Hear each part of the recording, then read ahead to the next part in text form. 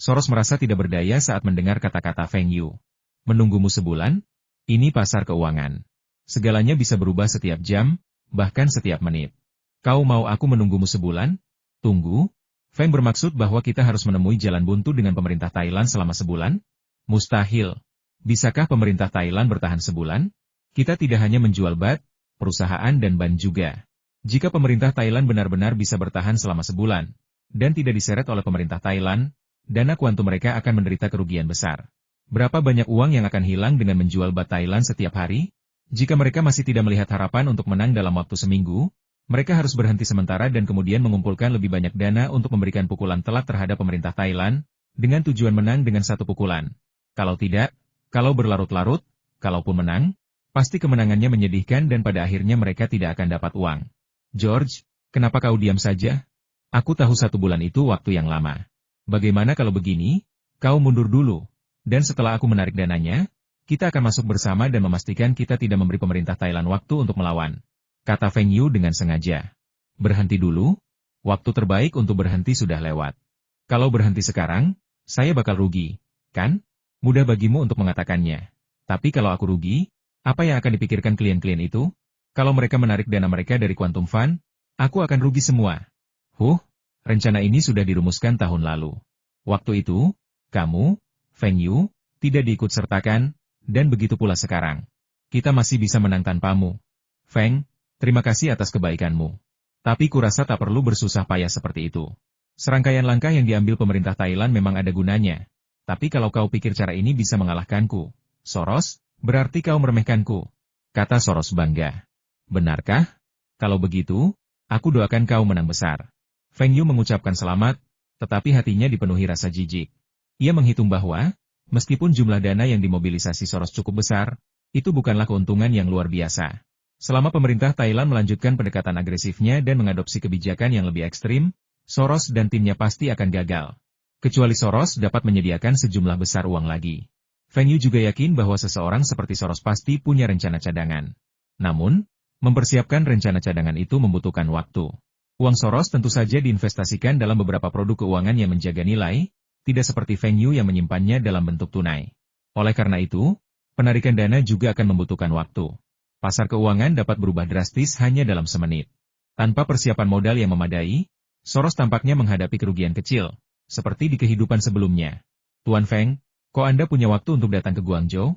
Duan Yongping agak penasaran ketika melihat Feng Yu muncul di Aihua Little Overlord.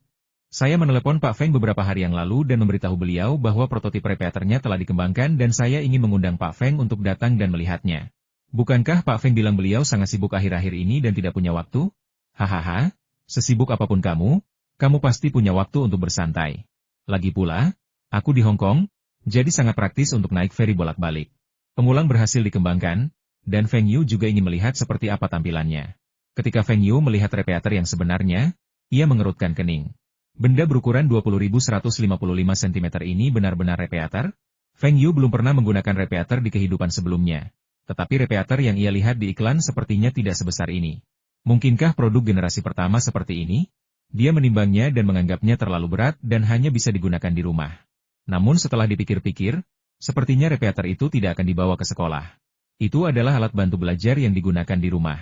Lauduan, benda ini terlalu besar, kan? Tidak bisakah lebih kecil? Feng Yu bertanya dengan sedikit malu. Ya, bukan berarti teknologinya tidak bisa. Tapi kalau kita kurangi sepertiganya, tapi kualitas suaranya tetap jernih, dan juga ada layar LCD untuk menampilkan waktu perekaman, biayanya bisa lebih dari 2 kali lipat. Nah, kalau yang ini pakai casing plastik, biayanya sekitar 100 yuan. Setelah produksi massal, biayanya bisa ditekan. Saya sudah survei pasar, dan kalau tidak ada kompetitor lain yang mengikuti, harga jual repeater ini bisa lebih dari 200 yuan. Belum termasuk biaya operasional seperti distributor, pergudangan, transportasi, dan biaya lainnya, keuntungan satu unit minimal 50 yuan, kata Duan Yongping sambil memberi isyarat dengan tangannya. Laba bersih melebihi 50%? Seharusnya ini kabar baik, tetapi Feng Yu menggelengkan kepalanya. Lauduan, laba bersihnya terlalu tinggi, jadi pasti akan banyak orang yang menirunya. Produk ini tidak terlalu rumit secara teknis, dan tidak ada perlindungan paten, jadi mudah ditiru.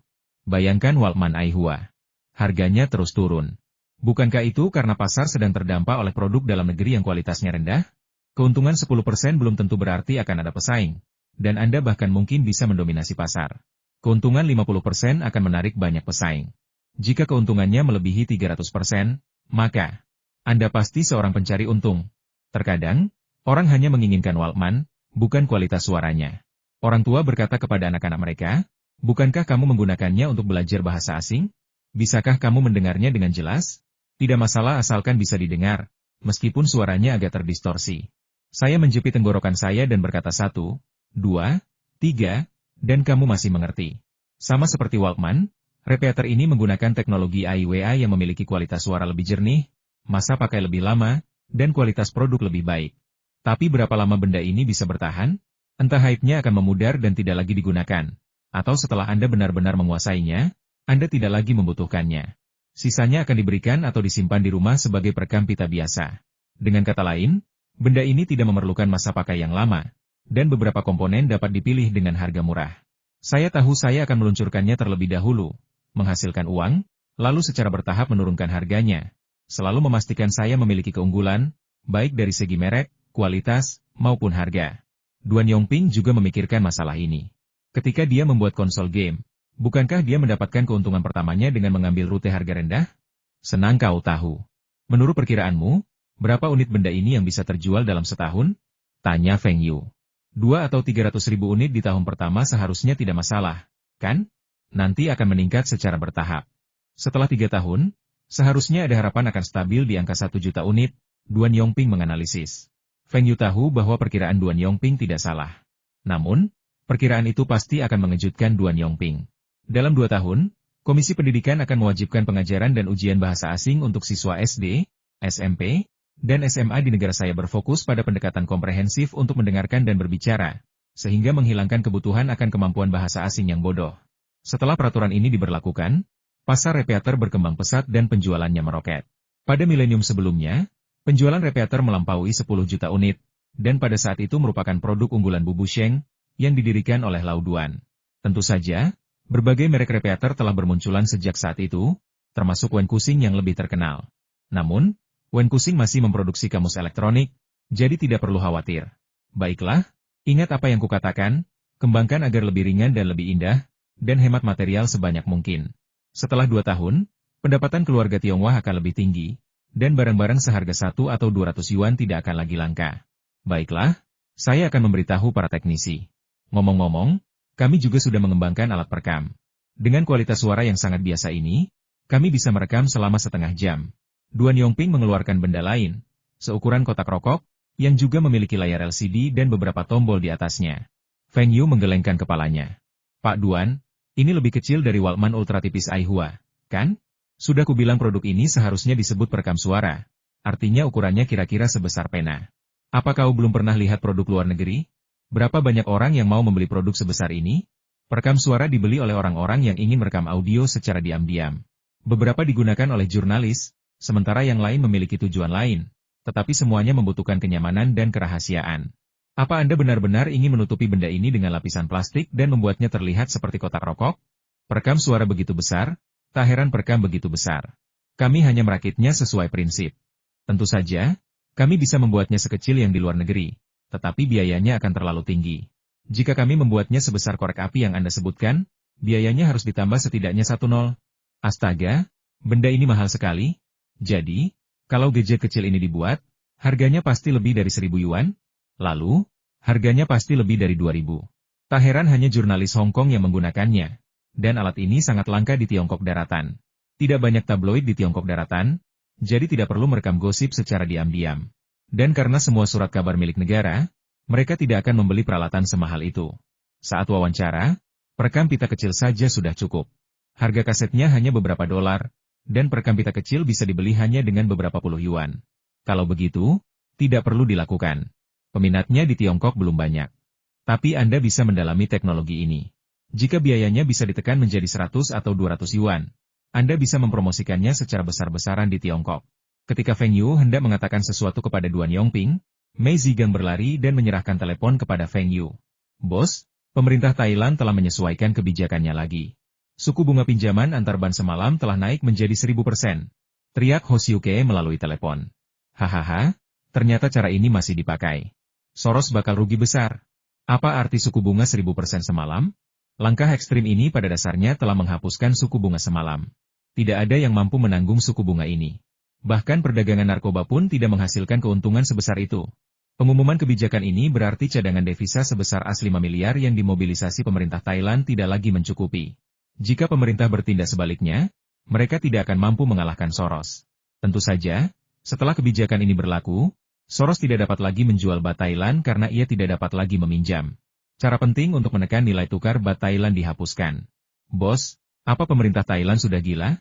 Konsekuensi dari tindakan mereka akan berdampak besar pada industri keuangan mereka. Zuken Miller sedikit panik. Tanpa menjual baht Thailand, bagaimana ia bisa menekan nilai tukar baht Thailand? Sama sekali tidak ada gunanya mengandalkan perusahaan asing dan ban asing untuk menjual baht Thailand. Soros berkata dengan tenang, jangan khawatir.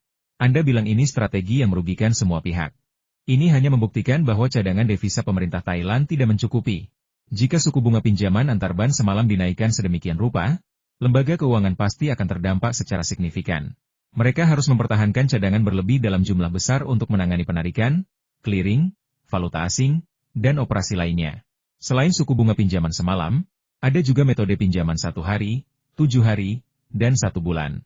Pemerintah Thailand tentu tidak berani menaikkan semua suku bunga pinjaman ini hingga lebih dari 1000%. Tapi cadangan devisa mereka tidak mencukupi, dan kita tidak punya banyak dolar as tersisa. Sekarang kita hanya bisa meminjam lebih dari 7 hari. Suku bunga harian juga telah dinaikkan menjadi 1000%, dan bunga selama seminggu bukanlah jumlah yang kecil. Biaya kita meningkat tajam, kata Zuken Miller cemas.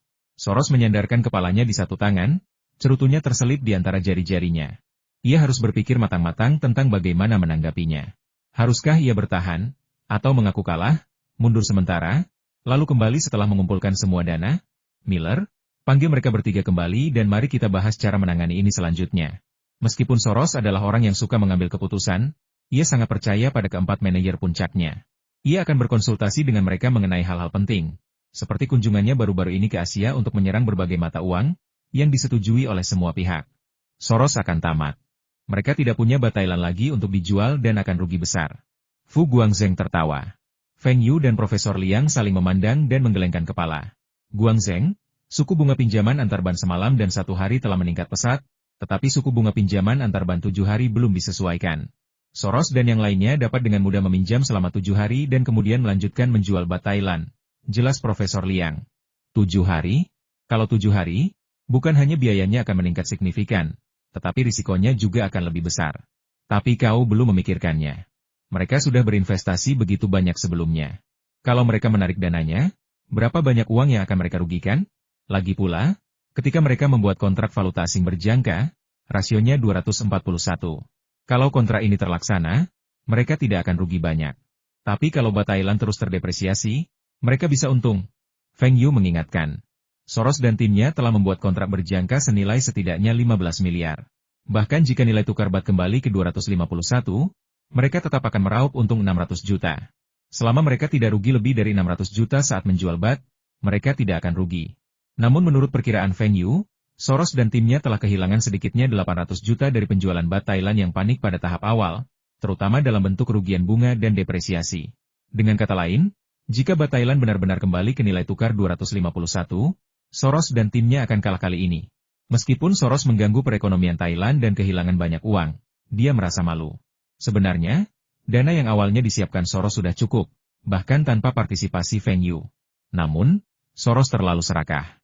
Ia sangat yakin bahwa devaluasi mata uang suatu negara akan memicu reaksi berantai, sehingga ia telah membuka posisi di banyak negara Asia Timur. Meskipun ada faktor leverage dan ini semua adalah kontrak berjangka, Marin tetap harus dicadangkan untuk mencegah semua kontrak ditutup jika mata uang suatu negara tiba-tiba menguat. Selain itu, mereka telah membangun terlalu banyak posisi. Dan meskipun ada leverage, investasi sebenarnya masih cukup besar. Awalnya mereka berpikir dengan dana dari Feng Yu dan Kirilenko, itu sudah cukup. Tetapi siapa sangka Feng Yu tiba-tiba akan menarik diri. Ngomong-ngomong, dilema Soros saat ini juga terkait dengan Feng Yu. Jadi, menurutmu Soros dan timnya akan menang? Tanya Fu Guangzheng sambil mengerutkan kening. Tidak, justru sebaliknya. Kurasa Soros akan kalah sekarang dan akan mundur sementara. Feng Yu tersenyum, mengambil kopi di atas meja, dan menyesapnya. Mengapa? Alasan utamanya adalah Soros kehabisan dana. Awalnya mereka mengira dengan partisipasi saya, mereka akan punya cukup dana, tetapi sekarang saya sudah menariknya, memberinya kelonggaran. Bukannya dia tidak punya dana, tetapi dia tidak akan menariknya secepat itu. Tapi bukankah kau bilang dana pemerintah Thailand hampir habis? Feng Yu jelas-jelas mengatakan ini padanya beberapa menit yang lalu. Benar, dana pemerintah Thailand memang tidak mencukupi. Cadangan devisa mereka mulai menurun tajam tahun ini. Ini juga kesalahan besar. Coba pikirkan, jika bisnis Anda bermasalah dan Anda membutuhkan dana untuk perputaran, apa yang akan Anda lakukan? Feng Yu mengingatkan. Pinjam saja. Maksudmu, mereka akan menemukan cara untuk meminjam uang? Fu Guangzheng tiba-tiba menyadari. Kalau begitu, pemerintah Thailand akan mendapat suntikan dana baru. Selama mereka membeli lebih banyak baht Thailand, nilai tukar baht Thailand pasti akan terpuruk. Thailand sudah berutang banyak, jadi mereka tidak keberatan berutang lebih banyak lagi. Negara-negara yang meminjamkan uang kepada pemerintah Thailand tidak ingin melihat Thailand mengalami masalah. Jika ekonomi Thailand runtuh, uang yang sebelumnya dipinjamkan tidak akan bisa dikembalikan.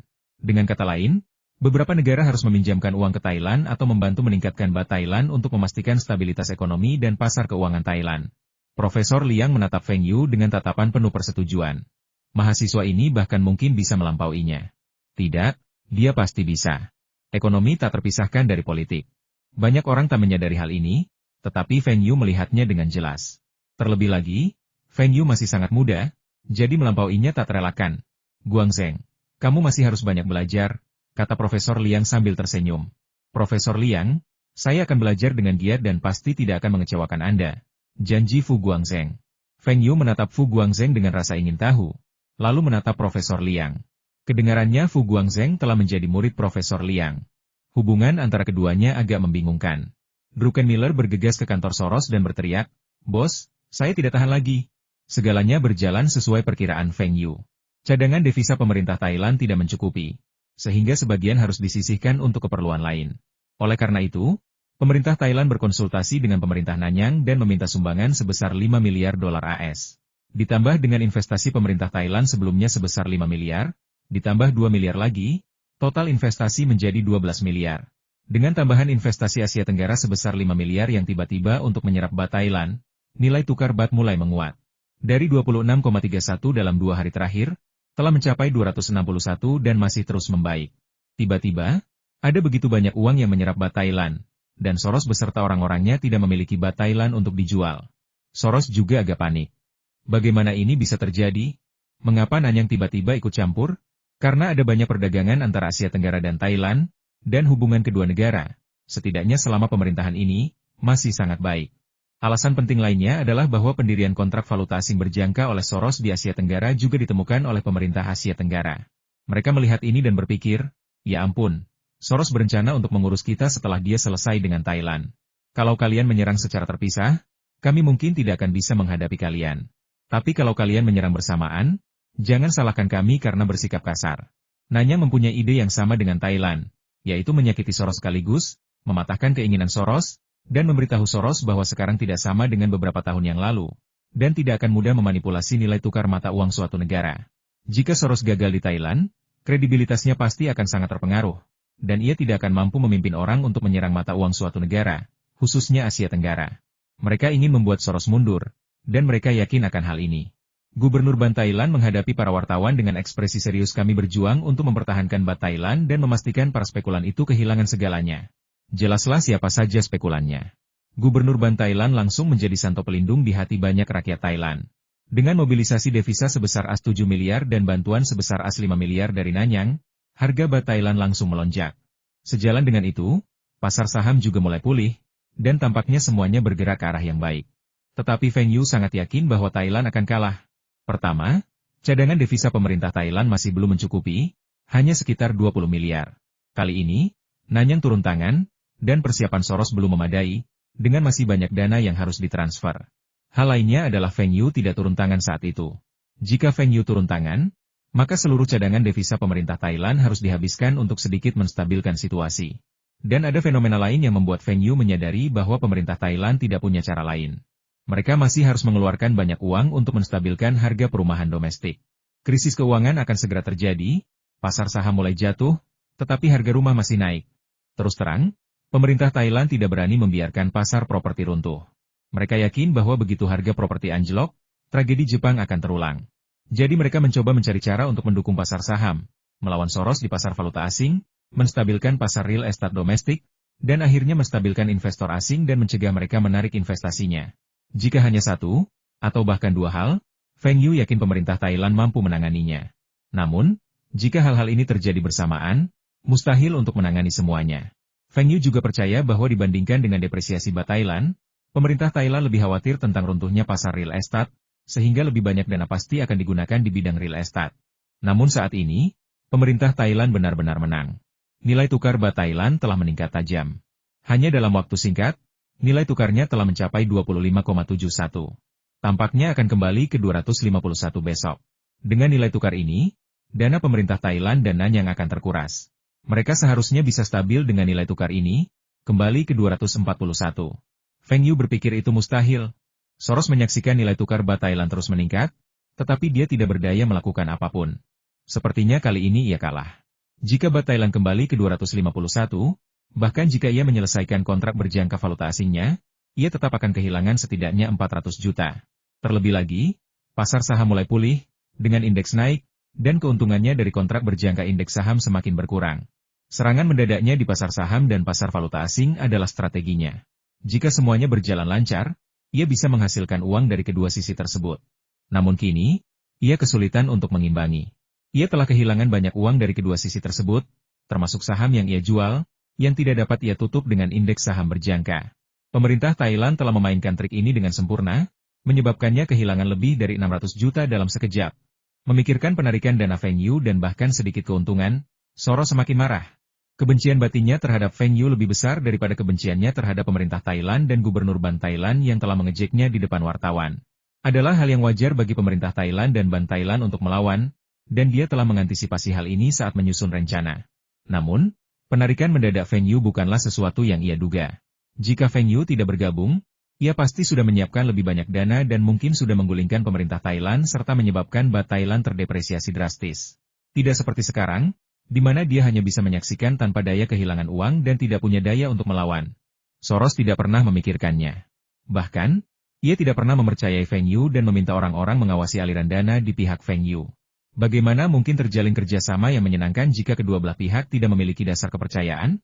Bos, apa yang harus kita lakukan? Haruskah kita terus meminjam baht Thailand dan bersaing dengan mereka untuk mendapatkan dana? Tanya Zuken Miller. Metode yang mereka bahas pada awalnya adalah terus menekan harga secara perlahan, lalu menarik dana, membujuk Feng Yu untuk bergabung, dan terus menyebarkan berita negatif tentang baht Thailand untuk menjaga kepanikan tetap berlanjut. Namun kini, dengan penambahan Nanyang yang tiba-tiba, mereka tak sanggup lagi menanggungnya. Suku bunga tinggi untuk pinjaman baht Thailand saja telah meningkatkan biaya mereka secara signifikan. Bahkan pinjaman jangka pendek yang paling nyaman pun tak lagi tersedia, yang sama saja dengan memberikan uang kepada pemerintah Thailand. Soros membuat keputusan yang sulit berhenti, jual indeks saham berjangka untuk menghentikan kerugian, dan mundur sementara. Ketika dana kami tersedia, kami akan kembali. Keputusannya berarti dia mengakui kegagalan sementara dan menerima uang yang hilang. Drucken Miller ingin membujuknya, mengatakan bahwa mengakui kekalahan akan berdampak besar pada reputasi dana tersebut. Namun, ia tidak tahu bagaimana cara membujuknya. Jika ia tidak mengakui kekalahan dan terus berjuang, ia akan kehilangan lebih banyak lagi. Gubernur Ban Thailand kembali dikerumuni wartawan hari ini. Nilai tukar baht Thailand telah kembali ke 25,21 dan masih terus menguat. Seharusnya tidak ada masalah untuk kembali ke 251. Kali ini, serangan gabungan terhadap dana spekulatif Soros dengan Nanyang telah membuahkan hasil. Soros ketakutan dan mundur, dan mereka menang. Saya bilang kita akan membuat para spekulan itu kehilangan segalanya. Dan sekarang kita telah melakukannya. Rakyat Thailand, tak seorang pun bisa mengalahkan baht Thailand, tak seorang pun bisa mengalahkan Thailand yang agung. Soros melemparkan remote control ke arah TV. Dengan sekali sentakan, kepulan asap hitam mengepul dari TV LCD mahal itu. Kamu mau aku kehilangan segalanya? Baiklah, mari kita lihat siapa yang tertawa terakhir. Halo, apakah ini Tuan Feng Yu? Feng Yu penasaran. Tidak banyak orang yang tahu nomor telepon Hong Kongnya, dan dia tidak akan memberikannya kepada siapapun. Siapa nomor tak dikenal ini? Dilihat dari aksennya, sepertinya bahasa Mandarinnya tidak terlalu standar. Ini aku, kamu siapa? Saya Peng Kang Ding. Saya ingin membuat janji bertemu dengan Anda. Kapan waktu yang tepat bagi Anda? Hah? Peng Kang Ding, kenapa namanya terdengar familiar? Dan bahasa kantonnya yang agak kacau itu, sepertinya dia orang asing. Tunggu, Orang Hong Kong yang bertanggung jawab itu sepertinya bernama Peng Kangding, kan? Feng Yu memikirkannya dan menyadari bahwa semua investasinya di Hong Kong legal dan tidak memiliki implikasi hukum. Terlebih lagi, ia tidak pernah melakukan sesuatu yang merugikan Hong Kong, jadi mungkin ia tidak mencari masalah. Apakah itu masih hal yang baik? Bagaimana kalau besok siang di Kuanjude, Jalan 20, Box 3? Saya akan meminta petugas untuk mencoba masakan daratan. Baiklah, saya akan tiba tepat waktu pukul 11.30. Saya sangat menantikan pertemuan dengan Tuan Feng. Setelah menutup telepon, Feng Yu segera menelepon Li Zikai lagi. KKKI, ada yang ingin kutanyakan padamu. Apa kau kenal Peng Kangding? Li Zikai agak bingung. Bagaimana mungkin dia tidak mengenal Peng Kangding, orang yang bertanggung jawab di Hong Kong? Tapi mengapa Feng Yu menanyakan hal ini? Apakah Feng Yu ingin bertemu Peng Kangding? Tidak perlu. Hong Kong akan segera kembali ke Tiongkok, dan ketika pemimpin baru terpilih, Peng Kangding pasti akan kembali ke Inggris. Lagi pula, meskipun penanggung jawab baru telah terpilih, ia sebenarnya ditunjuk oleh Tiongkok Daratan. Feng Yu seharusnya mengerti ini, kan? Maksudmu orang yang sekarang sedang berkuasa? Kau ingin mengenalnya? Bukan aku yang ingin mengenalnya, tapi dia yang ingin bertemu denganku. Feng Yu memberitahunya bahwa Peng Kangding meneleponnya dan membuat janji untuk bertemu dengannya. Saudara Feng, Anda sekarang memegang paspor Hong Kong, kan? Li Zikai tiba-tiba bertanya. Ya, lebih mudah bepergian ke luar negeri dengan paspor Hong Kong. Kurasa aku sudah menebaknya. Dia mungkin ingin mengajakmu menjadi warga negara Inggris, kata Li Zikai tegas. Apa-apaan ini? Mengajakku menjadi warga negara Inggris? Feng Yu memikirkannya dengan saksama dan memutuskan bahwa hal itu memang memungkinkan. Tanpa perlu dijelaskan lebih lanjut, aset Feng Yu Consulting saja sudah sangat besar. Belum lagi fakta bahwa mereka juga memiliki beberapa bisnis penting di Tiongkok Daratan, yang juga cukup berharga. Memberikannya kewarganegaraan Inggris akan seperti mengamankan modal yang sangat besar. Meskipun memegang paspor Hong Kong, Feng Yu tidak pernah menganggap dirinya sebagai warga Hong Kong. Ia adalah orang Tiongkok, jadi ia tidak pernah menganggapnya seperti itu. Terima kasih. Kukira itu hal lain. Kedengarannya bagus untuk mengatakan bahwa dialah yang bertanggung jawab atas Hong Kong. Padahal, tidak banyak hal yang bisa dia putuskan.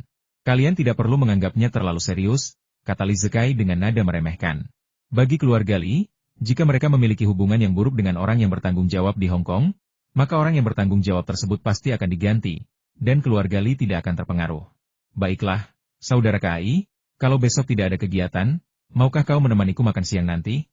Feng Yu belum pernah berurusan dengan pejabat Hong Kong, dan ia bahkan tidak tahu banyak tentang pemerintahan Hong Kong. Akan jauh lebih nyaman jika ada Li Zikai di sana. Fu Guangzheng pergi ke daratan lagi, dan Fu Guangwei tidak terlalu bisa diandalkan, jadi Feng Yu hanya bisa mengundang Li Zikai. Baiklah, aku tidak ada kegiatan besok, jadi mari kita makan siang bersama nanti siang. Pintu kota itu terbuka, dan seorang asing berambut agak kelabu masuk. Ia mengenakan pakaian kasual dan sama sekali tidak terlihat seperti orang yang bertanggung jawab atas Hong Kong. Sebaliknya, ia tampak seperti pria tua di sebelah.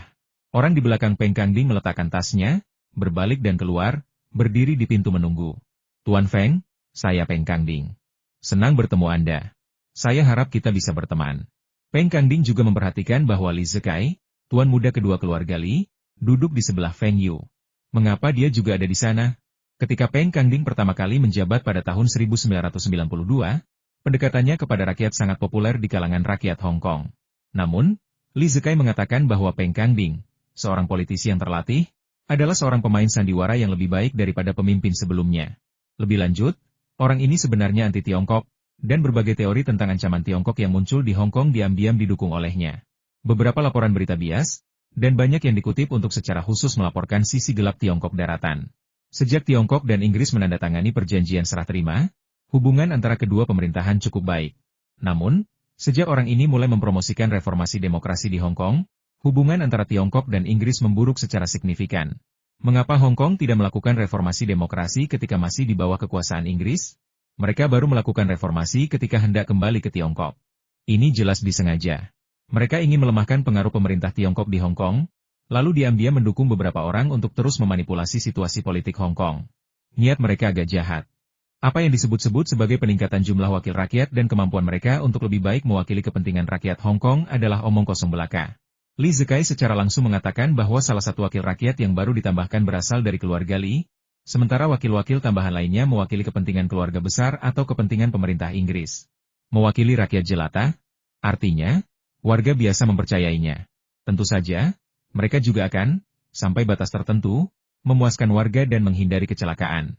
Li Zikai menceritakan banyak hal kepadanya, termasuk beberapa gosip tentang orang yang bertanggung jawab, dan juga gosip.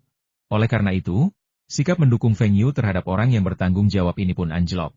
Feng Yu berdiri dan menjabat tangan Peng Kangding dengan lembut. Sebenarnya, aku sudah lama ingin mengundang orang yang bertanggung jawab untuk makan malam dan mengobrol. Tuan Feng, panggil saja saya Peng. Tuan Li Zikai, saya tidak menyangka Anda juga ada di sini. Peng Kangding berbalik dan menyapa Li Zikai lagi. Aku sudah membuat janji makan malam dengan saudara Feng. Katanya dia punya teman lain. Aku tidak menyangka itu kamu.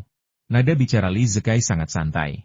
Dia sama sekali tidak menganggap serius orang yang bertanggung jawab ini, terutama yang akan segera menyelesaikan pekerjaannya. Li Ka-shing telah diterima oleh banyak tokoh berpengaruh, termasuk kepala arsitek dan Ratu Inggris. Ketika Ratu merekrut Li Ka-shing, beliau juga mengatakan bahwa jika Li Ka-shing menyukainya, maka posisi penanggung jawab Hong Kong akan menjadi miliknya, atau ia akan ditunjuk oleh Li Ka-shing. Jadi orang yang bertanggung jawab bukanlah siapa-siapa di mata Li Zikai. Peng Kangding adalah seorang politisi, tidak seperti para pendahulunya yang semuanya bangsawan bergelar, sehingga ia mampu menanggapi nada meremehkan Li Zikai dengan senyuman. Politisi memang sangat keras kepala. Merupakan suatu kehormatan bagi saya untuk makan malam bersama Tuan Li dan Tuan Feng pada saat yang sama. Li Zikai menatap Feng Yu dengan pandangan puas dan berkata, "Kau dengar itu? Namaku ada di depanmu, dan kau bilang orang tua ini buta." Meskipun Li Zikai sangat bangga, ia juga tahu bahwa kekayaannya tidak sebanding dengan Feng Yu. Namun, ia baru saja memberitahu Feng Yu bahwa orang yang bertanggung jawab pasti akan lebih memperhatikannya, Li Zikai, daripada Feng Yu. Hasilnya memang sesuai harapan, yang membuat Feng Yu marah sekaligus geli. Superman kecil yang terkenal di Hong Kong ternyata punya sisi ini. Feng Yu menekan tombol di dinding, dan pelayan mengetuk pintu lalu masuk. Dia melihat Feng Yu dan mengangguk, lalu mulai menyajikan hidangan. Feng Yu dengan hangat mengundang Peng Kangding untuk mencoba ini dan itu, tetapi dia tidak bertanya kepada Peng Kangding mengapa dia ingin menemuinya. Setelah beberapa saat, Peng Kangding akhirnya tak kuasa menahan diri lagi. Sekalipun Li Zikai ada di sini, ia harus memberitahunya tujuannya. Tuan Feng, sepertinya Anda baru sebentar menjadi warga negara Hong Kong? Tanya Peng Kangding sambil meletakkan sumpitnya. Dia curiga Feng Yu sengaja melakukannya. Kenapa begitu banyak hidangan hari ini begitu sulit diangkat? Dia tahu cara menggunakan sumpit, tapi tidak terlalu mahir. Dia hampir mempermalukan dirinya sendiri beberapa kali. Benar saja, Feng Yu melakukannya dengan sengaja. Kenapa? Tuan Peng sedang menyelidikiku? Feng Yu bertanya dengan sengaja dan tidak senang. Identitasnya diperoleh oleh Zhu Tiewan, jadi pasti dienkripsi. Peng Kangding tidak bisa mengetahui banyak hal. Soal Feng Yu yang memiliki 2 paspor, kemungkinan Peng Kangding mengetahuinya pun lebih kecil lagi. Tuan Feng salah paham. Kalau saja Tuan Feng bergabung dengan Hong Kong lebih awal, saya pasti sudah mengenalnya sejak lama. Jelas Peng Kangding. Oh, Peng Kangding agak gila. Feng Yu ini tidak bermain sesuai aturan. Bagaimana mungkin percakapan berlanjut hanya dengan satu kata? Namun, ia tak kuasa menahan diri untuk tidak membicarakannya. Jika ia bisa membuat lebih banyak orang kaya menjadi warga negara Inggris, karir politiknya akan sangat terdongkrak. Setelah mengundurkan diri sebagai kepala Hong Kong kali ini, ia akan melakukan pekerjaan diplomatik, terutama hubungan dengan Hong Kong, tetapi bukankah lebih baik jika ia dapat bertanggung jawab atas sesuatu yang lebih besar? Seperti seluruh Tiongkok, atau bahkan Asia Tenggara? Tuan Feng, saya ingin tahu apa pendapat Anda tentang bergabungnya Hong Kong dengan Tiongkok? Tanya Peng Kangding. Feng Yu mengerutkan kening. Ini tentang Hong Kong yang kembali ke Tiongkok. Hong Kong selalu menjadi wilayah Tiongkok, tetapi disewakan kepada Inggris. Kedua negara telah mencapai konsensus tentang hal ini. Sialan, orang ini bicara seakan-akan Hong Kong sudah menjadi milik Inggris sejak zaman dulu. Kata-katanya saja penuh jebakan. Dia benar-benar tidak tahu malu. Dia pantas jadi politisi. Peng Kangding memutuskan untuk mengabaikan masalah ini guna menghindari timbulnya patriotisme Feng Yu. Jika tidak maka akan sulit membujuk Feng Yu untuk bergabung dengan Inggris. Metodenya yang paling berhasil dalam membujuk orang kaya lainnya untuk bergabung dengan Inggris adalah dengan mendiskreditkan Partai Komunis di daratan dan memperbesar berita negatif lagi dan lagi. Feng Yu berasal dari Tiongkok daratan, tetapi ia memilih untuk bergabung dengan Hong Kong. Salah satu kemungkinannya adalah situasi ekonomi Hong Kong yang lebih baik, dan kemungkinan lainnya adalah Feng Yu tidak memiliki perasaan yang baik terhadap Tiongkok daratan. Tentu saja, ada kemungkinan juga bahwa kedua alasan tersebut. Tuan Feng, kondisi ekonomi di daratan sedang tidak bagus, kan? Dan setahu saya, para pejabat di daratan tidak terlalu jujur, dan mereka punya kekuasaan besar. Daratan masih menganut sistem satu partai, jadi tidak akan ada suara oposisi, dan akan mudah tersesat. Peng Kangding melanjutkan metode lamanya. Selama ia bisa membangkitkan resonansi dari Feng Yu, ia akan terus berbicara. Tuan Peng, apakah Anda pernah ke daratan? Yang terjauh yang pernah Anda kunjungi adalah Guangdong. Atau mungkin hanya Guangzhou atau Shenzhen? Pemahaman Anda terlalu berat sebelah. Feng Yu mengatakannya dengan tenang. Lalu, ia terdiam lagi. Situasi ini paling menyebalkan saat berdebat. Alih-alih memberitahu kesalahanmu, mereka malah bilang kamu salah, lalu bersikap merendahkan, membiarkanmu mencari tahu sendiri kesalahanmu. Kalau saja aku tahu apa kesalahanku, apakah aku tetap akan mengatakannya? Tuan Feng, meskipun saya belum pernah ke daratan, saya selalu memperhatikan berita di sana. Mereka menangkap seorang pejabat korup hari ini dan beberapa pelanggar besok. Ini menunjukkan betapa buruknya kualitas pejabat di daratan. Lanjut Peng Kangding. Berita macam apa yang Anda baca? Publikasi internal? Saya akui, ada cukup banyak pejabat korup di Tiongkok daratan. Dan tingginya jumlah penangkapan menunjukkan bahwa Partai Komunis sedang meningkatkan upaya anti korupsinya. Mengenai klaim Anda tentang kualitas yang buruk, saya tidak setuju. Kualitas pejabat Tiongkok daratan sebenarnya jauh lebih tinggi daripada rata-rata penduduk Tiongkok daratan. Dulu, kebanyakan mahasiswa yang mengenyam pendidikan tinggi terjun ke dunia politik. Dari sudut pandang ini, Feng Yu tidak salah. Kampanye anti korupsi itu kuat? Itu semua palsu. Salah kalau pejabat merumuskan kebijakan tentang cara berurusan dengan pejabat. Pejabat mana yang bisa menjamin mereka tidak akan melakukan kesalahan sendiri? Peng Kangding agak bangga. Selama Feng Yu berkomunikasi dengannya, ia perlahan-lahan dapat meyakinkan Feng Yu betapa buruk dan gelapnya pemerintahan daratan, betapa berbahayanya Hong Kong setelah kembali, dan betapa baiknya Inggris. Lalu aku ingin bertanya, bukankah orang-orang di Inggris yang menangani pelanggaran disiplin oleh pejabat publik juga pejabat publik? Tanya Feng Yu balik. Anda seorang pendeta, dan Anda menyebut orang lain botak? Beda. Misalnya, Dewan Legislatif Hong Kong punya banyak perwakilan opini publik, dan kami mewakili kepentingan masyarakat umum. Peng Kangding mulai menipu. Benarkah? Lalu kenapa kita tidak menghitung tingkat korupsi di kalangan pejabat? Sepertinya tingkat korupsi di Inggris lebih tinggi. Dengan gaji setinggi itu, korupsi tetap tak terelakkan. Sepertinya kebijakan Inggris justru lebih gagal lagi. Feng Yu mencibir. Inggris memiliki lebih banyak politisi. Apa yang dilakukan politisi? Mereka hanya bermain politik. Semua kebijakan mereka dirancang untuk mendapatkan dukungan dan kemudian diam-diam menguntungkan kelompok tertentu. Dari sudut pandang ini, mereka bahkan lebih buruk daripada pegawai negeri sipil di Tiongkok. Itu banyak sekali korupsinya, dan ditutup-tutupi oleh Partai Komunis. Apa Inggris tidak menutupi apapun? Kalian punya banyak partai politik dan kebijakan kalian sering berubah, yang menurutku malah lebih konyol lagi. Aku mengambil paspor Hong Kong untuk urusan bisnis, bukan karena aku pikir ada yang salah dengan daratan. Orang tuaku masih di daratan. Peng Kangding merasa sedikit malu. Kenapa dia tidak memikirkan hal ini? Tuan Feng, mari kita mulai dari bisnis. Kekuatan ekonomi Tiongkok jauh lebih rendah daripada Inggris. Hong Kong berkembang pesat di bawah kekuasaan Inggris, tetapi mungkin berbeda jika diperintah oleh Tiongkok. Coba pikirkan, adakah orang kaya di Tiongkok daratan? Apakah semua kegiatan kita dibatasi oleh pemerintah? Para pejabat menerima suap dan bahkan mengambil barang untuk diri mereka sendiri. Peng Kangding mulai merendahkan Tiongkok daratan lagi. Siapa yang memberitahu Anda semua ini? Sudah berapa lama informasi ini? Sekarang ada banyak orang kaya di Tiongkok daratan, bahkan di Hong Kong, mereka termasuk yang terkaya. Terlebih lagi, laju pertumbuhan ekonomi Tiongkok daratan sangat pesat, yang bahkan Inggris pun tak mampu mengimbanginya. Terus terang, Tiongkok daratan saja setara dengan pasar beberapa negara Eropa, baik dari segi luas wilayah maupun populasi.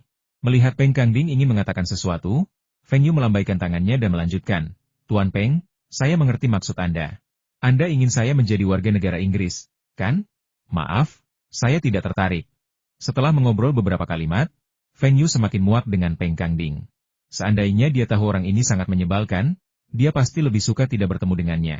Ekspresi Peng Kangding membeku. Dia baru saja bicara begitu banyak, tapi sama sekali tidak berguna. Apakah Feng Yu sengaja bicara begitu banyak padanya?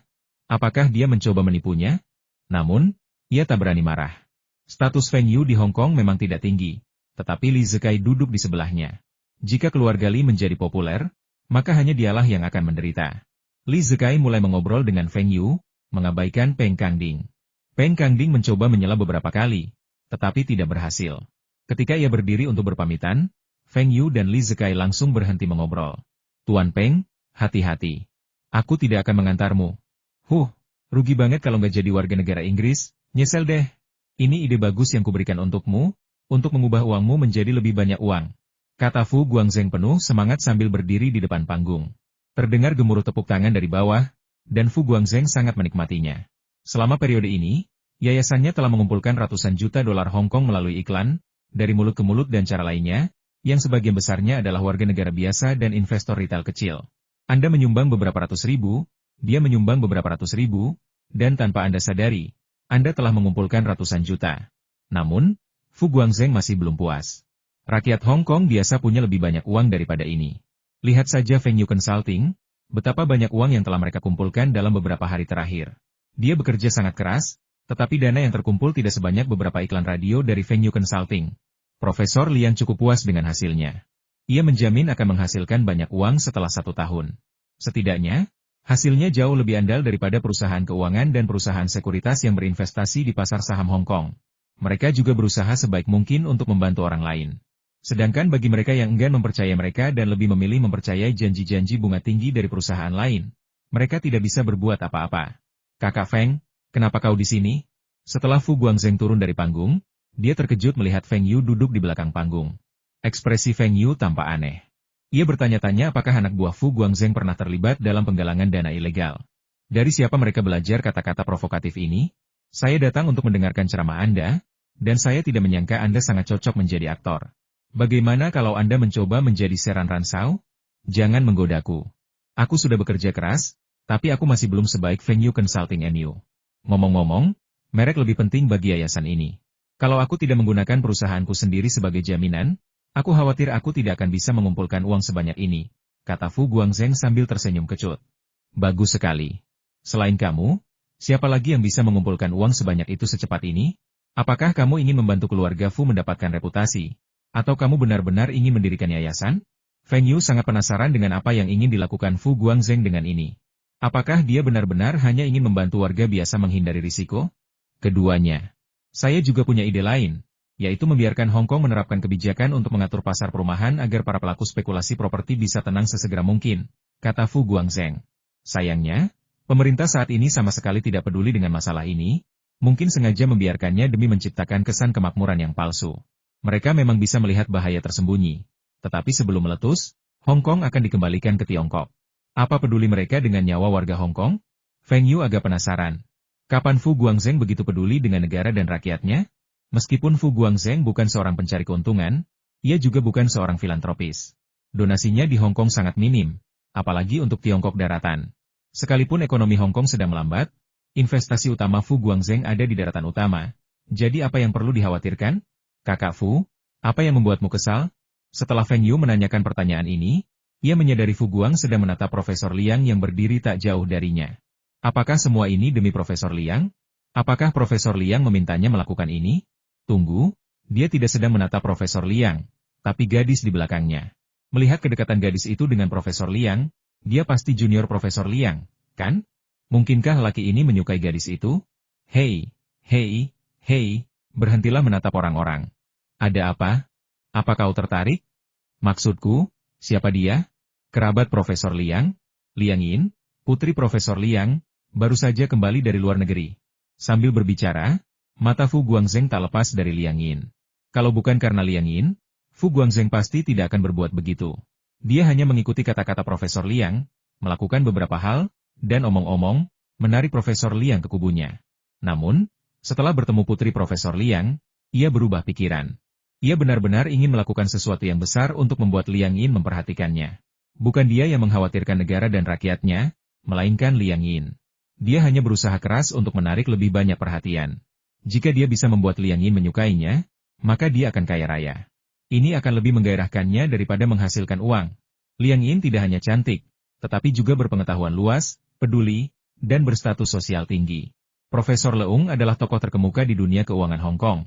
Dan sebagai seorang profesor, ia sudah sangat dihormati. Banyak profesional Hong Kong generasi kedua yang menjadi muridnya. Menikahi putri Profesor Liang tidak akan dianggap kehilangan status. Selain itu, ada keuntungan lain karena ia menjadi menantu Profesor Liang. Profesor Liang pasti akan memberinya banyak bimbingan dan membantunya dalam investasi keuangan. Profesor Liang hanya memiliki satu putri. Dengan cara ini, ia akan mampu memperoleh pijakan dalam industri keuangan, dan calon pemimpin keluarga Fu akan berada dalam genggamannya. Apakah kau tertarik pada putrinya? Atau kau tertarik pada fakta bahwa dia putri Profesor Liang? Aku peringatkan kau, Profesor Liang adalah guru yang sangat kuhormati. Kalau kau hanya menganggapnya lelucon, lupakan saja, Feng Yu mengingatkan. Aku ingin menikahinya. Fu Guangzheng menatap Feng Yu dengan tatapan tegas di matanya. Mata Feng Yu terbelalak. Ini masalah besar. Nikahi dia. Meskipun Feng Yu mengakui Liang Yin sangat cantik, ada banyak wanita cantik di luar sana. Siapakah di antara pacar Fu Guangzheng yang tidak memiliki tubuh indah dan wajah cantik? Fu Guangzheng telah berkencan dengan berbagai macam tipe wanita keren dan cantik, sopan, menawan, dan polos. Bukankah Liang Yin begitu istimewa? Mungkinkah karena dia adalah putri Profesor Liang? Feng Yu memikirkannya dan menyadari bahwa hal ini memang mungkin. Ini juga bisa dianggap semacam perjodohan, kan? Terlebih lagi, Hong Kong sebenarnya sangat toleran terhadap wanita simpanan. Meskipun poligami telah dihapuskan, masih banyak orang yang hidup dengan wanita simpanan. Sekalipun Fu Guangzheng menikah, bukan berarti dia tidak bisa terus berselingkuh dengan wanita lain. Feng Yu bahkan yakin Fu Guangzheng pasti akan terus berselingkuh dengan wanita lain. Saudara Fu, kalau begitu saya doakan Anda sukses. Demi memikat seorang pakar keuangan, ia bahkan memulainya dari putrinya. Metode ini sungguh tak pernah terdengar. Begitu Feng Yu selesai berbicara, Fu Guangzheng berlari sambil membawa 2 botol air. Tampaknya mencoba menunjukkan kesopanannya. Sejujurnya, Fu Guangzheng memiliki tubuh dan penampilan yang menarik. Meskipun usianya sudah lebih dari 30 tahun, ia tidak terlalu tua dan memiliki pesona pria dewasa. Dengan kekayaannya yang melimpah, mendapatkan gadis-gadis mudah baginya. Namun, kali ini, Fu Guangzheng tidak merasa dirinya tak terkalahkan. Liang Yin mengabaikannya begitu saja. Profesor Liang tentu saja menyadari bahwa Fu Guangzheng tertarik pada putrinya. Ia juga pernah mendengar reputasi Fu Guangzheng sebagai playboy. Tetapi setelah berinteraksi dengannya, ia merasa bahwa karakter Fu Guangzheng tidak seburuk yang dibayangkannya. Ia bisa menerimanya sebagai menantu. Tentu saja, yang lebih penting, putrinya harus menyukainya. Tetapi melihat ekspresi putrinya, tampaknya dia sama sekali tidak berminat berurusan dengan Guangzheng. Feng Yu melihat sikap dingin Liang Yin terhadap Guangzheng, tersenyum dan menggelengkan kepala. Revolusi belum berhasil, kawan-kawan masih perlu bekerja keras. Mengingat waktunya, Soros akan beraksi lagi. Percayalah, ini satu-satunya trik yang dimiliki pemerintah Thailand. Kita pasti menang, kata Soros kepada beberapa investor besar. Kenapa kita tidak bisa mulai dengan negara lain? Kenapa kita harus fokus ke Thailand? Tanya seseorang. Negara-negara lain akan mengadopsi metode yang sama seperti Thailand. Hanya jika kita mengalahkan Thailand, kita dapat membuat negara lain jera dan memberitahu mereka bahwa metode ini tidak berguna. Tegas Soros. Tapi kami tidak punya cukup dana, dan kami sudah kehilangan banyak uang. Jika nilai tukar baht Thailand kembali ke 241, kami akan kehilangan lebih banyak lagi. Tidak, kita memang rugi sekarang. Tapi dibandingkan dengan keuntungan yang akan kita dapatkan di masa depan, itu tidak seberapa. Mereka sepertinya belum dalam kesulitan, tapi itu karena kita tidak punya cukup dana. Tapi saya tahu kalian semua punya beberapa obligasi pemerintah AS, DLL, yang jumlahnya cukup banyak. Kalau kita investasikan uang ini, kita bisa membalikan keadaan. Kalau masih tidak berhasil, kita malah rugi lebih banyak lagi. Kalau kita tambah dana, apa artinya Thailand tidak bisa melakukan hal yang sama? Saya tetap berpendapat kita harus menggunakan pendekatan cepat, menekan mata uang negara lain dalam jangka pendek, lalu segera menariknya setelah untung, tanpa memberi mereka waktu untuk melawan. Pasti ada cukup dana kali ini. Aku juga bisa mengumpulkan dana besar lainnya, tidak kurang dari 5 miliar dolar AS, kata Soros sambil menggertakkan gigi. Yayasan yang mana? Siapa yang berinvestasi di dalamnya? Feng Yu, pemegang saham terbesar ketiga Microsoft, membeli Empire State Building. Dia juga punya teman Rusia yang akan bergabung dengan kami. Demi kesempatan ini, Soros bekerja keras selama 3 tahun. Ia datang ke sini dengan semangat dan tekad yang tinggi, dan ia harus kembali dengan kemenangan. Kemunduran sementara tidak akan membuatnya menyerah, dan ia pun tidak akan menyerah. Memang hanya kemunduran kecil, tetapi ia memiliki keyakinan untuk memenangkan sapu bersih di Asia Tenggara ini. Diblokir di bulan Maret dan gagal di bulan Mei bukanlah masalah. Dia tidak akan gagal lagi saat mencoba untuk ketiga kalinya. Kalau begitu, kami akan percaya lagi padamu. Oke, ayo kita cari dana juga. Beberapa investor berdiskusi dan memutuskan untuk tetap percaya pada Soros. Lagi pula, Soros telah membantu mereka menghasilkan banyak uang beberapa kali sebelumnya. Bos, ada yang mencairkan obligasi pemerintah AS dalam jumlah besar, dan jumlah dana yang terkumpul sangat besar. Ralph menelepon dan melapor kepada Feng Yu. Bisakah saya tahu persis berapa banyak uang yang mereka kumpulkan? Yang ini, kita tidak bisa memastikannya. Tapi pasti lebih dari 20 miliar dolar AS. Ralph sedikit bersemangat. 20 miliar dolar? Angka ini mirip dengan tebakan Feng Yu. Tapi Feng Yu menduga jumlahnya mungkin lebih besar lagi. Jika jumlah uang ini ditambah miliaran dolar milik Feng Yu, pasti cukup untuk menggulingkan pemerintah Thailand dan menyebabkan nilai tukar baht anjlok. Oke, aku mengerti. Kamu terus awasi. Kalau ada pergerakan, segera laporkan padaku. Ngomong-ngomong, apa ada perkembangan terbaru dari Microsoft? Tidak ada. Hanya saja, pada rapat Dewan Rutin bulan lalu, Tuan Allen sekali lagi mengatakan hal-hal buruk tentang Anda karena Anda tidak menghadiri rapat Dewan. Feng Yu sudah terbiasa dengan hal ini dan sama sekali tidak peduli. Selama Bill Gates tidak mengatakan apa-apa, kursi Feng Yu di Dewan Direksi akan tetap kokoh. Dalam 2 atau 3 tahun ke depan, Lenovo Yinshen seharusnya sudah dewasa. Saat itu, tidak masalah apakah ia menjadi direktur Microsoft atau tidak. Feng Yu bahkan mungkin akan menjual semua saham Microsoft miliknya. Bagaimana dengan Amazon? Bagaimana perkembangannya? Belum banyak kemajuan. Kami masih berupaya keras untuk mengembangkan basis pengguna. Kunjungan situs web dan pendaftaran meningkat signifikan, tetapi penjualan belum banyak meningkat. Kami masih merugi. Ralph sebenarnya tidak begitu mengerti apa yang bagus dari toko buku daring ini, dan bosnya cukup tertarik padanya. Pelajari model bisnis situs web ini dengan saksama. Ini akan berguna bagi saya di masa mendatang. Kalau tidak ada yang lain, biarkan saja.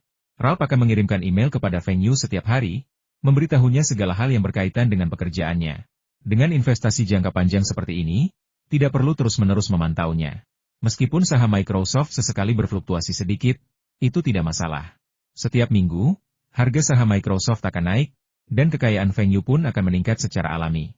Begitu Feng Yu menutup telepon dari Ralph, panggilan lain masuk dari Soros. Dengan teknologi komunikasi saat ini, panggilan lain tidak dapat masuk saat panggilan sudah tersambung, dan tidak ada fitur panggilan tunggu. George, bagaimana kau punya waktu untuk meneleponku? Feng Yu bertanya dengan penuh pengertian. Feng, apakah kamu sudah berhasil mengembalikan danamu? Tanya Soros. Hampir sampai. Seminggu lagi, semua pasukan akan tiba. Jadi, apakah Anda berencana menyerang Bataila lagi? Wah, aku sudah mengumpulkan banyak dana. Kalau kamu ikut, kita pasti menang. Suku bunga jangka pendek sangat tinggi, tetapi mereka dapat mengajukan suku bunga jangka menengah dan jangka pendek, seperti 1 minggu, 1 bulan, dan seterusnya, dan terlibat dalam pertempuran langsung dengan pemerintah Thailand dengan kekuatan besar. Kali ini mereka mengumpulkan begitu banyak uang, meminjam bat Thailand, dan kemudian menjualnya dengan panik, memastikan bahwa pemerintah Thailand akan melihat nilai tukar bat Thailand jatuh sebelum sempat bereaksi. Sekalipun pemerintah Thailand bereaksi, sudah terlambat. Mereka hanya bisa menggunakan cadangan devisanya untuk melawan mereka. Saat itu, semuanya akan bergantung pada siapa yang punya lebih banyak dana. Kali ini, ia tidak akan membiarkan pihak luar ikut campur. Ia harus menyebarkan informasi di pasar seperti Asia Tenggara untuk mengikat dana negara-negara tersebut.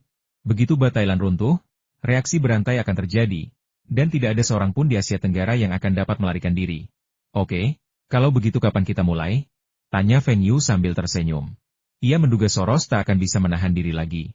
Akhir Juni, paling lama 10 hari, kita akan punya pemenang yang jelas. Soros yakin. Jika dia tidak bisa mengalahkan Thailand yang kecil setelah mengerahkan begitu banyak modal, maka dia tidak akan bisa menaklukkan Asia Tenggara, dan dia tidak akan layak mengendalikan Quantum Fund. Baiklah, kalau begitu kita akan memasuki pasar bersama. Kali ini, kurasa kita akan menang. Feng Yu juga yakin bahwa pemerintah Thailand pasti tidak akan mampu melawan. Devisa yang dapat dimobilisasi pemerintah Thailand saat ini diperkirakan kurang dari 20 miliar dolar AS. Berapa banyak uang yang dimiliki Soros dan Feng Yu? Belum lagi setelah menimbulkan kepanikan, perusahaan lain dan investor asing akan mengikutinya. Bat Thailand pasti akan jatuh. Setelah menutup telepon, Soros tampak penuh percaya diri. Bukankah pemerintah Thailand sangat sombong? Bukankah gubernur bank sentral itu sangat sombong? Apa maksudmu dengan kemenangan besar? Aku mampu menanggung kerugian kecil itu. Itu tidak akan merugikanku sama sekali. Kamu membanggakan kemenangan kecilmu sebelumnya, tapi itu hanyalah luapan energi di menit-menit terakhir sebelum bencana.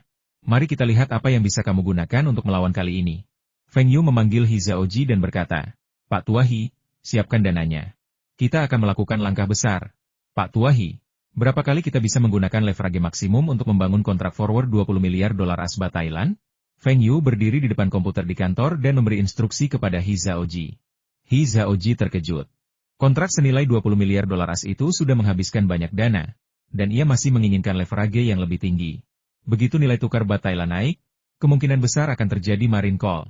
Untuk mencegah marine call, diperlukan lebih banyak dana cadangan. Kecuali jika bos yakin bahwa bat Thailand pasti akan jatuh dan tidak akan pernah naik, maka tidak diperlukan dana cadangan.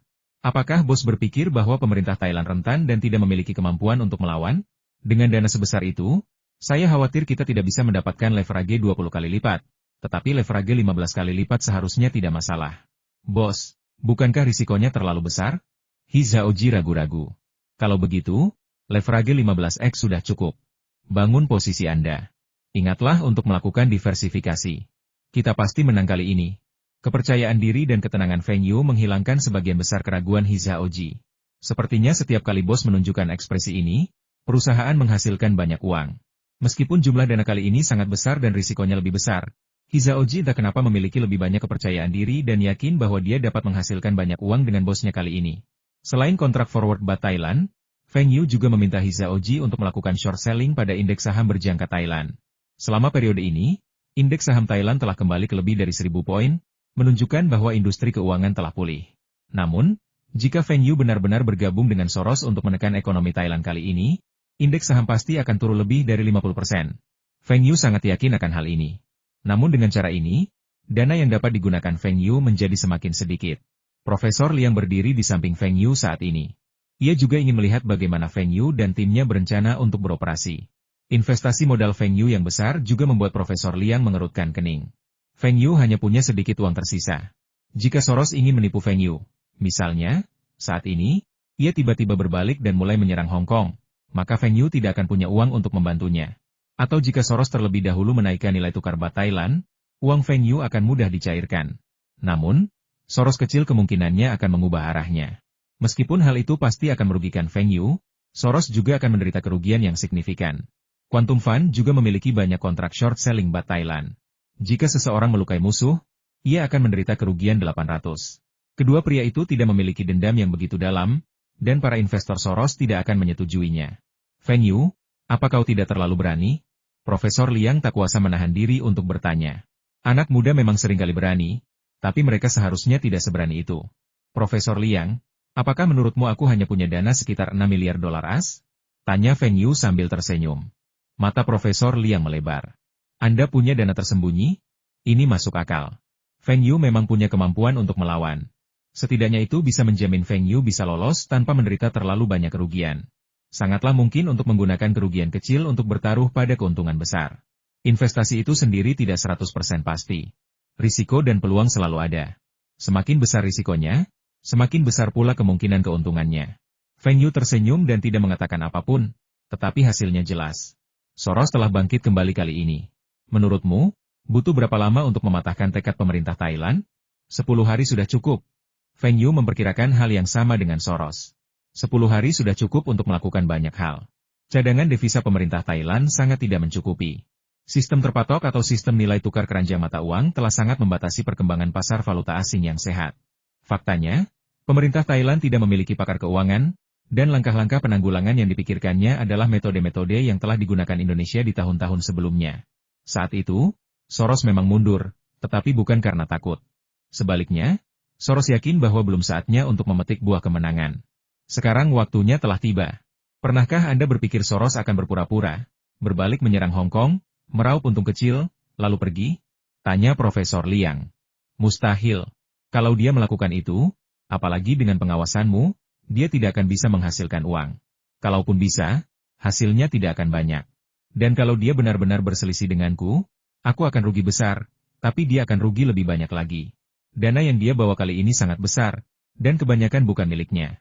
Kalau kerugiannya terlalu besar, bukan hanya reputasinya yang akan hancur, tapi dia juga akan mendapat masalah besar. Feng Yu sangat yakin akan hal ini.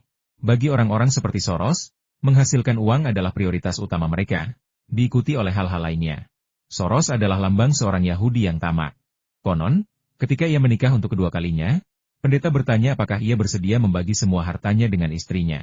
Soros berdiri di sana cukup lama tanpa berkata sepatah kata pun.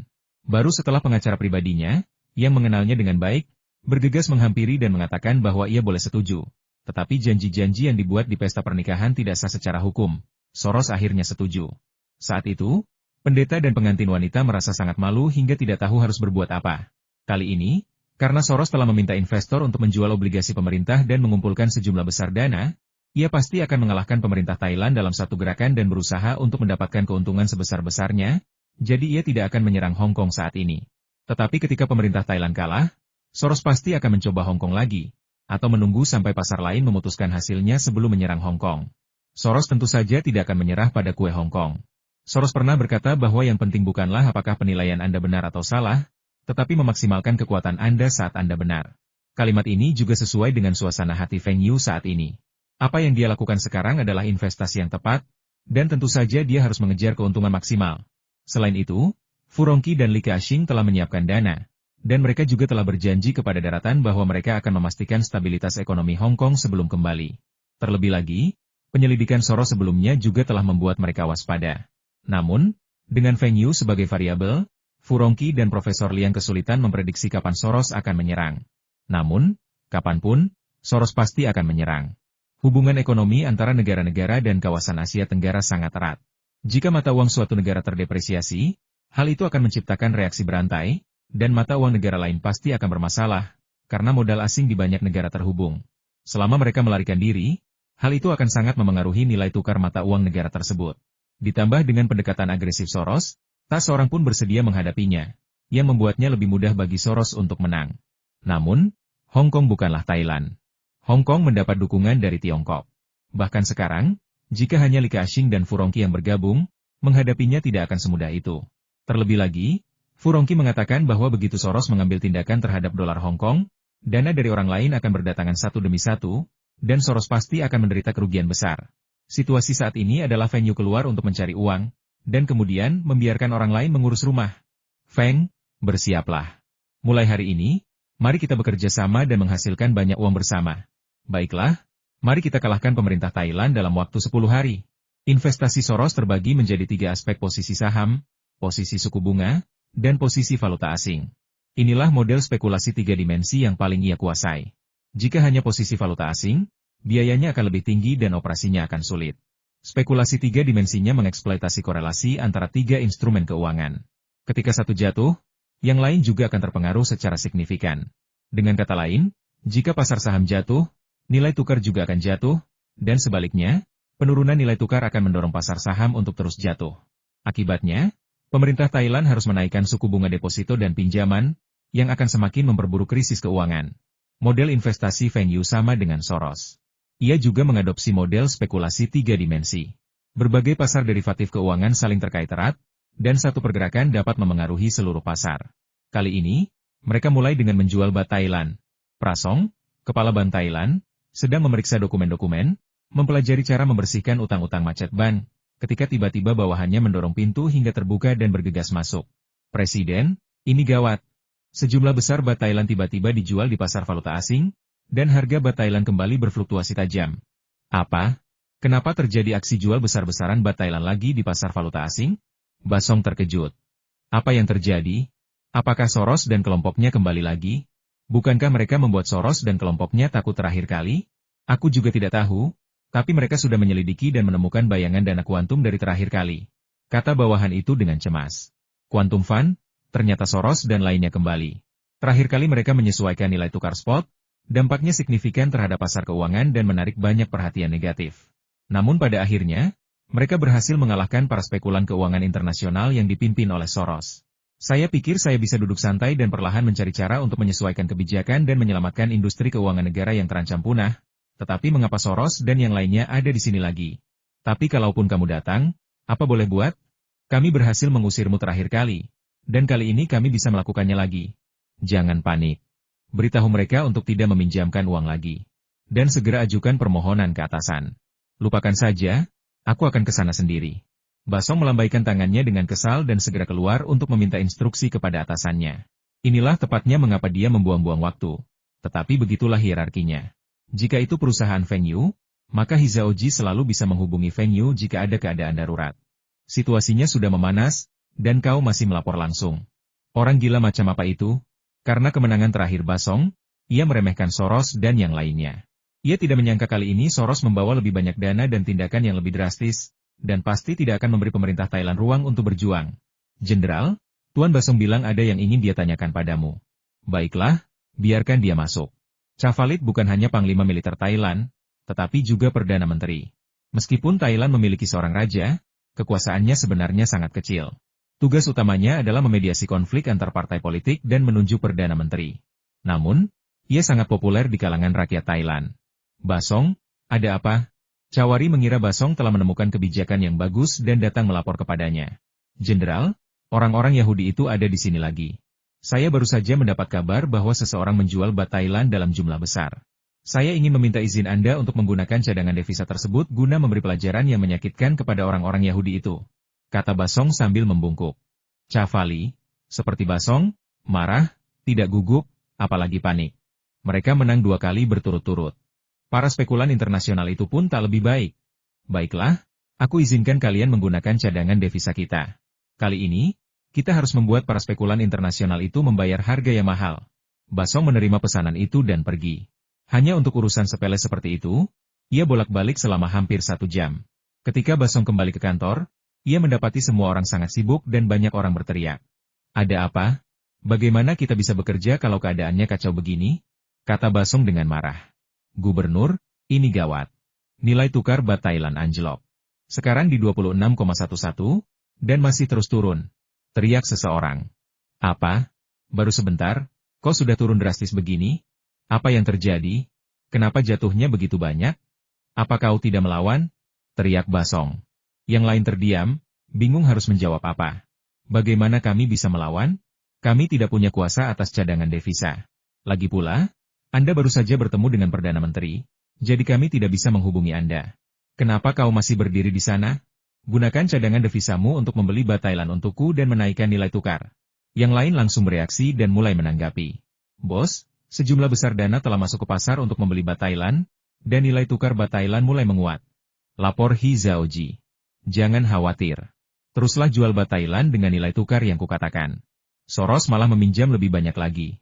Dia sengaja mencoba mengelabui pemerintah Thailand agar menghabiskan cadangan devisanya. Feng Yu sudah membahas hal ini dengan Soros. Mereka akan melancarkan serangan besar-besaran terlebih dahulu, lalu membujuk pemerintah Thailand untuk menggunakan cadangan devisanya dan menerapkan berbagai kebijakan untuk mengganggu industri keuangan.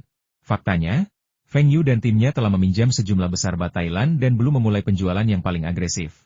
Kebijakan tersebut hanya berdampak kecil pada mereka. Feng Yu berhasil melakukan short selling bat Thailand senilai 20 miliar dolar AS.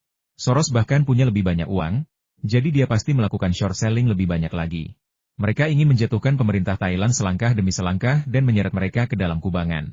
Ketika mereka ingin melawan, mereka mendapati bahwa mereka sama sekali tidak mampu melawan. Hal ini menciptakan ilusi bagi pemerintah Thailand, ilusi kebuntuan, seolah-olah mereka dapat menang hanya dengan menggunakan lebih banyak cadangan devisa asing. Ketika semua cadangan devisa pemerintah Thailand diinvestasikan, kami akan memberi mereka pukulan telak untuk membunuh harapan mereka sepenuhnya dan membuat mereka putus asa. Pada saat itu, satu-satunya jalan keluar pemerintah Thailand adalah meminjam uang. Saat ini, mereka hanya bisa meminjam dari negara-negara Asia Tenggara yang memiliki hubungan baik dengan mereka. Mereka kemudian akan menyerang pasar valuta asing negara manapun yang meminjamkan uang ke Thailand, memicu reaksi berantai. Bila mana terjadi gejolak di pasar valuta asing negara kedua, maka seluruh pasar valuta asing di Asia Tenggara akan bergejolak, terutama negara-negara yang mempunyai hubungan erat dengan Thailand. Pasar valuta asing suatu negara jelas tidak dapat memuaskan Feng Yu dan Soros. Jika mereka memobilisasi dana puluhan miliar dolar dan hanya dapat menghasilkan 1 miliar, lalu apa gunanya bersusah payah? Feng Yu menjual bat Thailand dengan kecepatan yang stabil, dan Soros pun melakukan hal yang sama. Nilai tukar bat Thailand terus berfluktuasi, yang membuat banyak orang khawatir. Ketika Soros melihat pemerintah Thailand bertindak, ia, seperti Feng Yu, tidak panik. Sebaliknya, ia tersenyum seolah rencananya berhasil. Malam itu, nilai tukar bat Thailand kembali ke 25,41. Basong sangat bangga dan berencana untuk menurunkan nilai tukar kembali besok, setidaknya ke 251. Sebenarnya, nilai tukar saat ini berada dalam kisaran fluktuasi normal, tetapi ia merasa itu belum cukup. Dengan nilai tukar ini, Soros dan yang lainnya tidak akan menderita banyak kerugian. Akan lebih baik lagi jika nilai tukar bisa terus naik. Feng Yu melihat harga akhir, sudut mulutnya melengkung. Fluktuasi kecil inilah yang mencegah pihak lain menjadi terlalu waspada dan jatuh ke dalam perangkap mereka. Pemerintah Thailand tentu tidak menduga akan menggunakan pisau tumpul untuk memotong daging. Semua orang telah bekerja keras hari ini. Kecuali mereka yang tetap bertugas, semua orang harus segera pulang. Izinkan saya menekankan beberapa persyaratan lagi. Selama 2 minggu ke depan, tidak seorang pun diperbolehkan minum alkohol. Tidak seorang pun boleh meminta cuti kecuali mendesak. Dan Anda tidak boleh memberitahu siapapun tentang investasi kami. Sambil berkata demikian, Feng Yu melirik semua orang. Di pihak Soros, ada seseorang yang telah Feng Yu tanam dengan susah payah di sana, setelah menanamnya di sana tahun lalu. Feng Yu curiga beberapa brokernya saat ini telah disuap oleh Soros. Ia harus sangat berhati-hati agar tidak tertipu. Tidak seorang pun di perusahaan tahu tentang dana tersembunyinya. Profesor Liang memang tahu, tetapi ia tidak mau memberitahu siapapun. Kirilenko juga tahu tentang ini, tetapi karena banyaknya uang yang terlibat, Kirilenko lebih berhati-hati daripada Feng Yu. Namun, Feng Yu kurang pandai mengamati ekspresi wajah. Mungkin tebakannya salah, atau mungkin pihak lain terlalu baik. Bagaimanapun, Feng Yu tidak tahu siapa yang bermasalah. Feng Yu paling mengkhawatirkan orang-orang yang dibawanya kembali dari New York. Keluarga mereka bahkan tidak ada di Hong Kong. Di AS, dengan perlindungan Soros, mereka mungkin tidak akan takut pada Feng Yu. Di sisi lain, Feng Yu merasa lebih nyaman dengan para agen Hong Kong, karena keluarga mereka semua ada di sana. Hong Kong selalu hadir di komunitas tersebut hingga Feng Yu terlahir kembali. Keluarga besar mana yang berani mengatakan bahwa mereka tidak punya hubungan dengan masyarakat? Agen-agen ini memang serakah, tetapi mereka tidak berani mengambil uang Feng Yu. Keesokan harinya, Feng Yu meminta Hizaoji dan yang lainnya untuk mulai menjual saham beberapa perusahaan komponen Thailand. Pasar saham sedikit turun kemarin, dan dengan aksi jual besar-besaran hari ini, pasar saham langsung jatuh. Dalam waktu kurang dari 1 jam, harganya turun 3%. Feng Yu juga banyak berinvestasi di indeks saham berjangka. Setiap penurunan 1 poin indeks saham Thailand, ia bisa mendapatkan 5 juta dolar AS. Jika turun 100 poin, mereka bisa mendapatkan 500 juta dolar AS. Tentu saja, jumlah uang ini tampak besar, tetapi Feng Yu juga telah berinvestasi dalam jumlah besar. Kerugian dari penjualan saham saja tidak sedikit. Feng Yu menjual sejumlah besar saham dengan tergesa-gesa, tetapi pemerintah Thailand juga menanggapi dengan cepat dan terus merilis berbagai berita yang menguntungkan, dengan harapan dapat menarik investor retail untuk membantu mendongkrak harga saham, terutama saham-saham komponen. Pada saat ini, rencana cadangan yang disiapkan oleh Soros dan yang lainnya muncul. Sekali lagi, beberapa berita negatif tentang pemerintah Thailand beredar, mengatakan bahwa cadangan devisa pemerintah Thailand sangat tidak mencukupi, hanya beberapa miliar dolar AS. Baht Thailand pasti akan terdepresiasi lebih dari 50%, dan pasar saham akan jatuh di bawah 500 poin. Berita ini mengejutkan, dan banyak orang mengira itu palsu. Bagaimana mungkin cadangan devisa pemerintah Thailand hanya beberapa miliar dolar? Dan bagaimana pasar saham bisa jatuh di bawah 500 poin? Sekarang masih di atas 1000 poin. Harganya tiba-tiba anjlok beberapa waktu lalu, tapi sekarang sudah pulih. Mereka yang menyebarkan rumor seperti itu sungguh kekanak-kanakan dan konyol. Namun tidak dapat dipungkiri masih ada sebagian orang yang mempercayainya dan mereka ikut menjual saham-sahamnya sehingga mengakibatkan pasar saham yang baru saja bangkit kembali jatuh lagi. Ketika pasar saham jatuh, sebagian orang mengira jika ini menjadi kenyataan, maka berita valuta asing mungkin juga benar. Akibatnya, modal asing yang kembali ke Thailand selama periode ini mulai ditarik kembali, dan penarikannya lebih besar daripada sebelumnya. Beberapa perusahaan langsung menjual perusahaan dan pabrik mereka dengan harga rendah hanya untuk mengambil dolar AS dan pergi. Mereka percaya bahwa jika ini terus berlanjut, nilai tukar baht Thailand akan benar-benar anjlok dan ekonomi Thailand akan benar-benar runtuh. Namun, ada juga yang tidak percaya, bersikeras bahwa itu semua hanya rumor, seperti Basong. Ada orang-orang bodoh yang benar-benar mempercayai berita bohong semacam itu. Namun, cara ini sangat mudah diatasi. Dia hanya perlu datang untuk mengklarifikasi rumor besok. Akankah investor mempercayai berita palsu ini? Atau akankah mereka mempercayainya? Sang pakar keuangan yang telah mengalahkan para spekulan internasional? Tanpa ia sadari bahwa Feng Yu dan timnya ingin menyebarkan berita semacam ini yang akan membuat orang setengah percaya dan setengah ragu. Dan mereka tidak siap untuk menakut-nakuti semua orang sekaligus. Jika tidak, siapa tahu kebijakan ekstrim apa yang akan diperkenalkan pemerintah Thailand. Lagi pula, jika pemerintah Thailand runtuh dalam 2 atau 3 hari, dampaknya terhadap negara-negara Asia Tenggara lainnya tidak akan terlalu besar. Jika Feng Yu dan timnya tidak menyeret negara-negara tersebut, bagaimana mereka bisa menghasilkan banyak uang? Sambil menonton berita Thailand yang disiarkan di TV, Basong berbicara dengan bebas, masih tampak bertekad untuk menang, tetapi dengan sedikit lebih bangga. Meskipun agak terlalu mutlak bahwa orang yang sombong akan dikalahkan, orang yang terlalu sombong akan sangat meningkatkan kemungkinan melakukan kesalahan. Nilai tukar baht Thailand masih berfluktuasi, tetapi pasar saham mulai jatuh perlahan, seolah-olah tidak dapat ditarik lagi. Pak Tuahi, jual 5% saham lagi hari ini untuk memberi mereka sedikit insentif, perintah Feng Yu. Hizaoji menerima perintah itu dan pergi untuk memberi instruksi kepada orang lain untuk beroperasi. Feng Yu membuka sekaleng kili dan meminum setengahnya dengan gembira. Semuanya berjalan sesuai rencana, tanpa kecelakaan. Bahkan jika sesuatu yang tak terduga terjadi, mereka tidak takut, karena mereka memiliki seperangkat tindakan pencegahan yang lengkap. Mereka telah mempertimbangkan berbagai situasi sebelumnya dan siap untuk membalas kapan saja. Mungkin Feng Yu dan timnya melebih-lebihkan pemerintah Thailand. Langkah-langkah yang mereka khawatirkan tidak muncul, dan pemerintah Thailand tidak mengambil langkah nekat untuk membeli baht Thailand secara panik.